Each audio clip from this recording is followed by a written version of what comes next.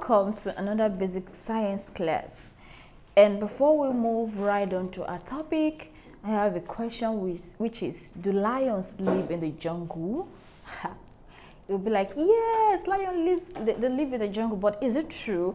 And I know you might have seen the movie Lion King where they sang in the jungle, the mighty jungle where lion sleeps tonight. But in the real sense, in the real world, like whereas we're talking, do lions live in the jungle? So you're going to get to know if lion lives in the jungle at the end of today's class, and if they do not, you also get to know the answer and where they live. That leads us to our topic today, which is components of an ecosystem. The components of an ecosystem. This is the continuation of our previous class where we had an ecology. So if you have not seen that video, please, for you to understand what we will be discussing in today's class, you need to see it quickly. So you can just see it now, then come back to these subjects here. That is the components of an ecosystem for better understanding. So at the end of today's lesson, you should be able to state the components of the ecosystem, discuss the biotic, and I touched this briefly in the previous lesson, and abiotic factors in the ecosystem. Also list the types of ecosystems that we have.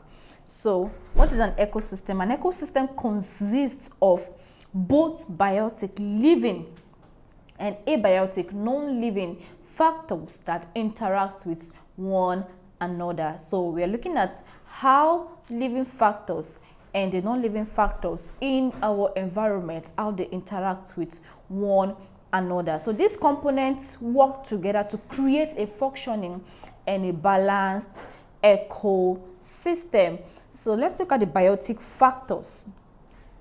Biotic factors are the living organisms within an ecosystem. So we're talking about living organisms, and when we're talking about living organisms, we mean the microorganisms, the plants and the animals in that ecosystem. So we're talking about biotic, the living organism within an ecosystem. They can be categorized into three main groups. We have the producers, the consumers, and the decomposers. So who are the producers?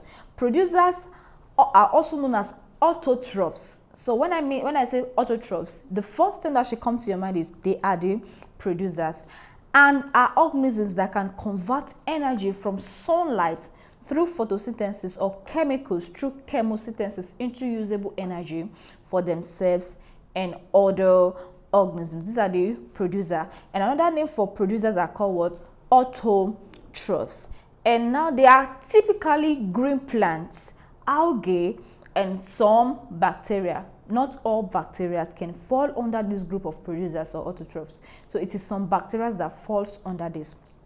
Producers form the base of the food chain. That was why I told you that if you haven't seen the previous lesson, you might be having trouble getting to understand some of the things we are discussing here, because we discussed food chain and food web extensively in the previous class. So producers form the base of the food chain. What we're talking about trophy, in the trophic level of the community. So producers, they form the basis of the food chain by producing their own food, usually in the form of glucose, and serving as a source of energy for other organisms.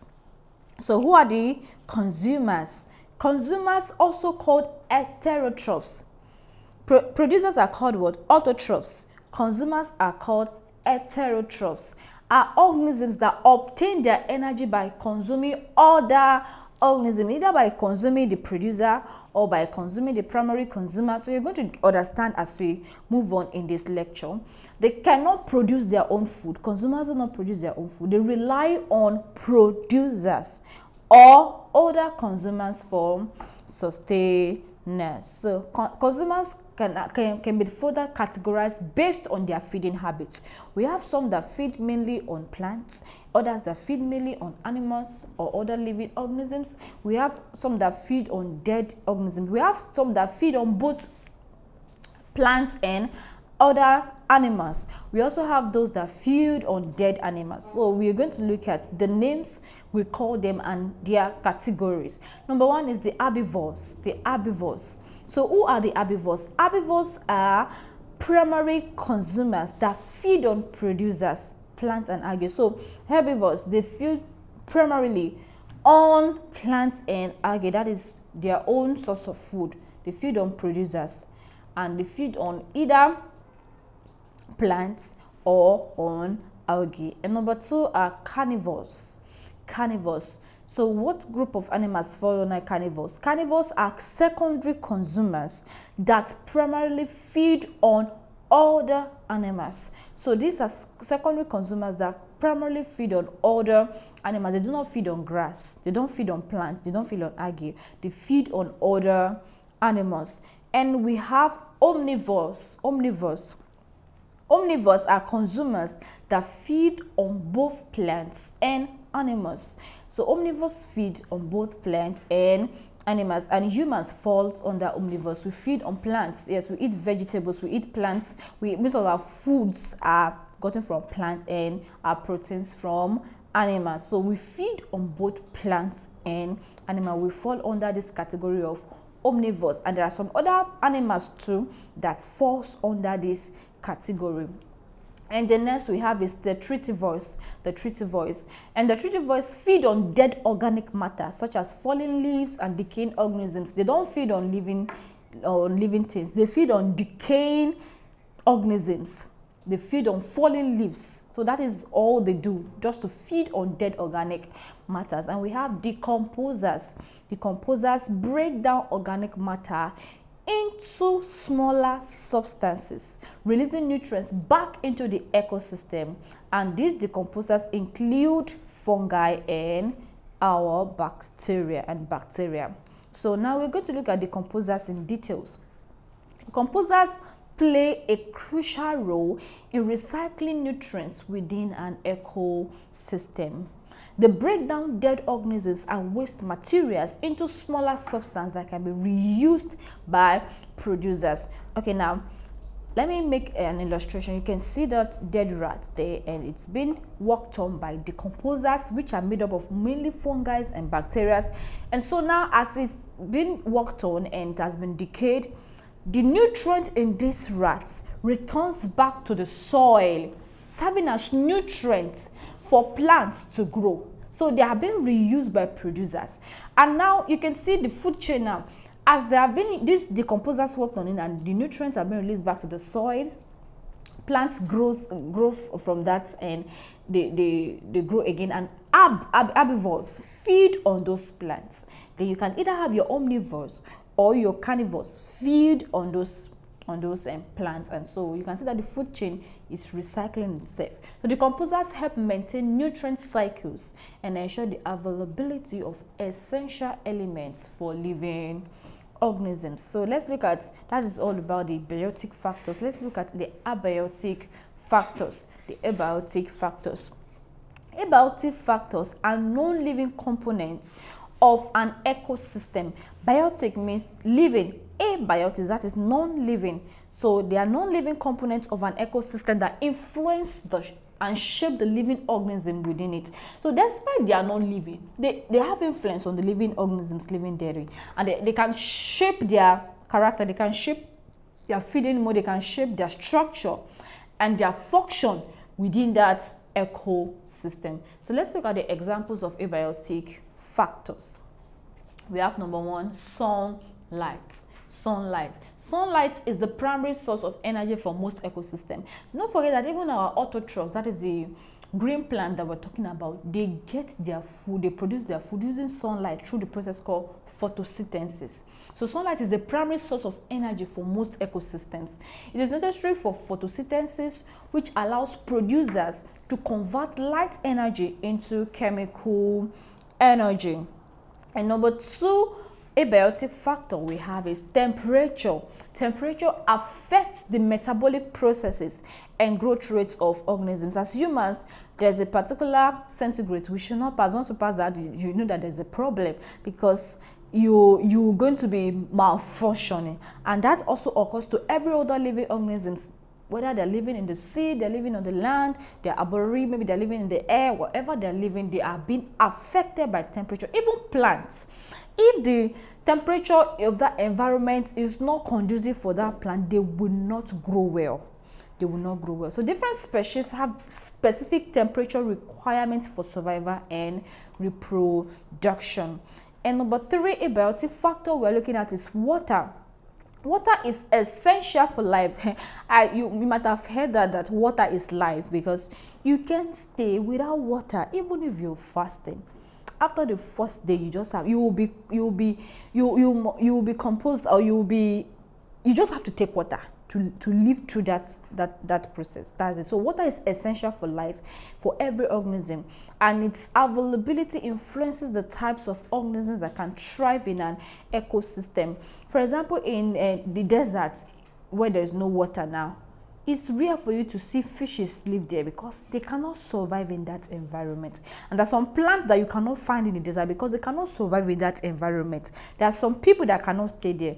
So water influences the types of organisms that can thrive in an ecosystem. It affects plant growth, hydration of organisms, and the distribution of species that stays in that environment. Number 4 abiotic factor is your soil. Soil provides nutrients, anchors plant roots, and supports a variety of microorganisms. Most microorganisms lives in the soil. Some we have them live in the soil. So soil composition, including its pH, the mineral content, and organic matter, influences the types of plants and organism present. So the composition of that soil, including its pH, whether it is acidic or maybe it's basic in nature, and the mineral content, that is the different minerals it contains, whether it's calcium, phosphorus, and the rest, then the organic matter it contains,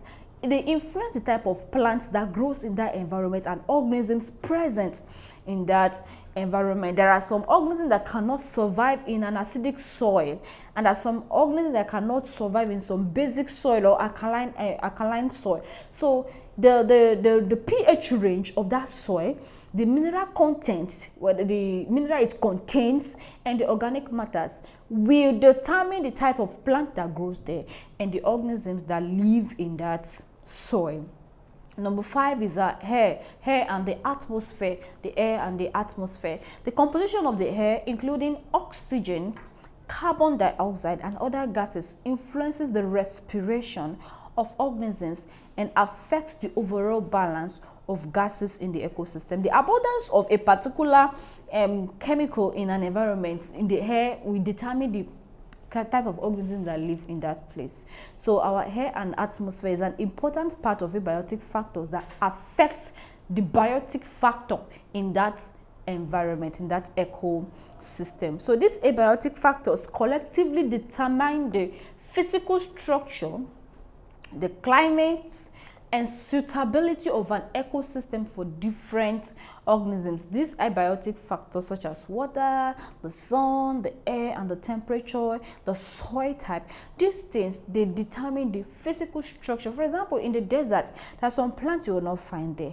because they cannot survive in that. Most of the plants you see in desert, they have some special structure, physical structure, that help them to adapt to that environment. So these abiotic factors interact with biotic factors to shape the overall functioning and characteristics of the ecosystem. So very quickly, we're going to look at types of ecosystems. Types of ecosystem. We have looked at the meaning of ecosystem. We have looked at the biotic and the abiotic factors in the ecosystem, and now we want to look at the types of ecosystems. So ecosystems can be found in diverse environments around the world. Each ecosystem has a distinct characteristics, including climate. Our climate here in Nigeria is different from those people in the US or in the UK or in any other part of the world. The vegetation and the types of animal species that inhabit it. So we're going to look at some examples of different types of ecosystems. Number 1 is the forest ecosystem. We have the forest ecosystem. And what are the characteristics of the forest ecosystem. They are characterized by dense tree coverage. So when you enter into a forest, how you're going to know that this is, I'm in a forest, that you're going to see dense tree, and we didn't say grass, tree, dense tree coverage and high biodiversity, different types of plants. And when we're talking about biodiversity, you're going to understand better in a subsequent class. So watch out for it. So where we're going to discuss biodiversity extensively. So they receive abundant rainfall. Forest ecosystem receive abundant rainfall and have a moderate to high temperature. So what are the vegetations that you find in the forest? Forest can be tropical. That's different type of forest. It can be tropical forest, you can have a temperate forest, you can have a boreal forest. So tropical rainforests are home to a variety of tall trees, epiphytes, and a dense understory. So temperate forests have deciduous or evergreen trees. Those trees you find, they are evergreen because they are so privileged to have rain fall there most of the time. So most of the trees you find there are deciduous trees and they're evergreen trees, while boreal forests consist of coniferous trees. And what are the type of animal species that you're going to find in the rainforest, in the forest? So what are the animal species that kind of forest support? What ecosystem does it support? It supports a wide range of animal species, including mammals, birds, reptiles, amphibians, and insects. So examples include tigers. You can find your tigers in the rainforest. You can find your bears in the rainforest. In the forest, I mean to say, you can find your deer, the monkeys, and various bird species. They live in the forest. So number 2 type of ecosystem that we have is the grassland ecosystem. Don't forget, the first one is what? The forest ecosystem, and the next that we have is the grassland ecosystem. What are the characteristics of grassland ecosystem? Grassland are characterized by vast open areas dominated by grasses and few trees. In our forest ecosystem, it is dominated by trees, deciduous trees. When you get there, you just see trees, tall trees, green trees, and filled with green leaves.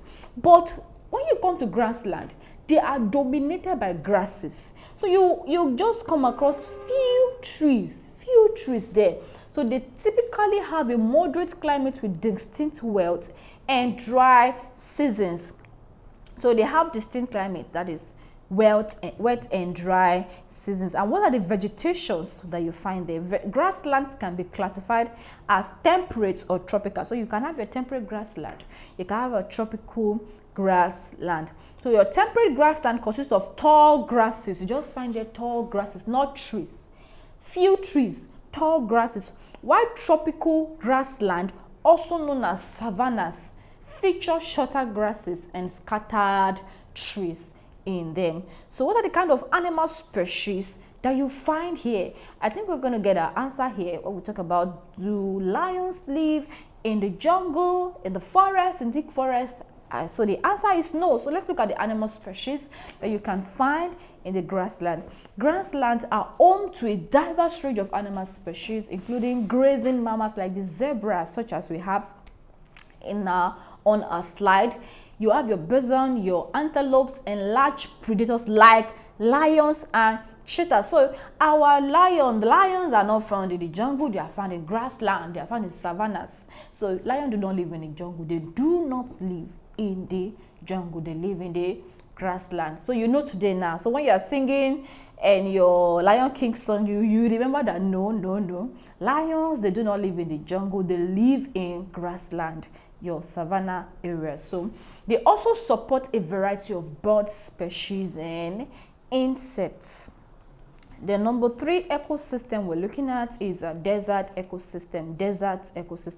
We have looked at the forest ecosystem, the characteristics and the vegetation and type of animal species you can find there. Same also with our grassland ecosystem. Now let's look at the desert ecosystems. What are the characteristics of desert ecosystem? They are arid regions with low precipitation. That is, they have low, it's rare before you see rainfall there, and extreme temperature fluctuations. So the temperature there is very high high and it fluctuates. They can be found in both hot and cold regions of the world. So they are extreme. So it can either be hot, so extreme hot, or extreme cold. But this can also be categorized under desert ecosystem. So what are the vegetations that you find in your desert ecosystem? So it's adapted, desert vegetation is adapted to survive in harsh conditions.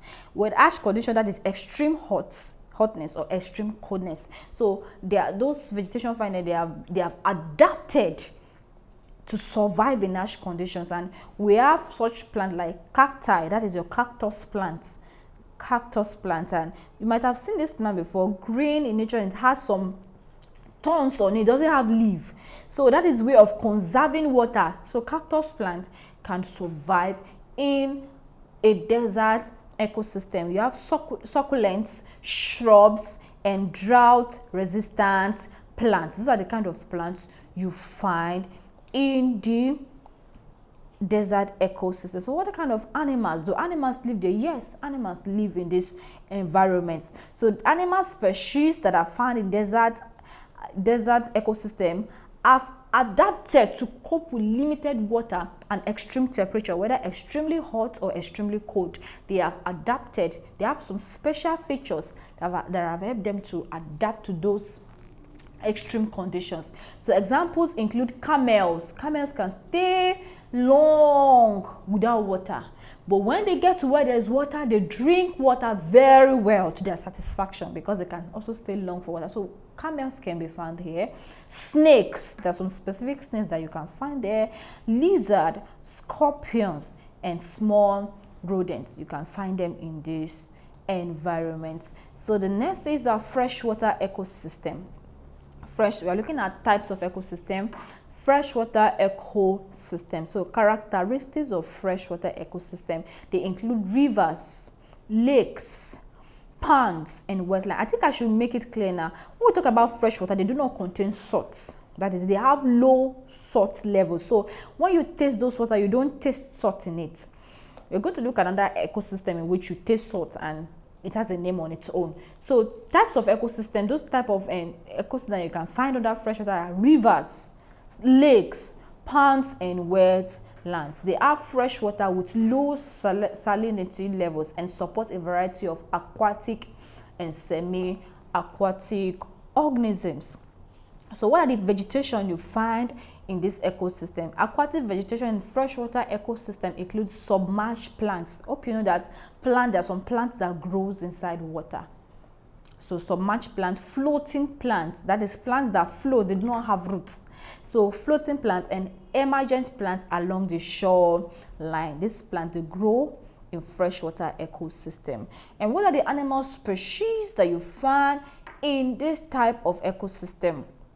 You have freshwater ecosystem house a diverse array of fish, amphibians, reptiles, invertebrates, and aquatic plants. Examples include your trout, your frogs, turtles, dragonflies, and water lilies. These are the type of animal species or species that you find inside your freshwater ecosystem. And the other type of the ecosystem that we have is the marine ecosystem. The marine ecosystem. So what are the characteristics of the marine ecosystem? So it encompasses oceans, seas, and coral reefs. That is their own jurisdiction. The seas, the oceans, and the coral reefs. And what differentiates them from freshwater ecosystem is that they have high salt content. When you taste marine water, it's salty.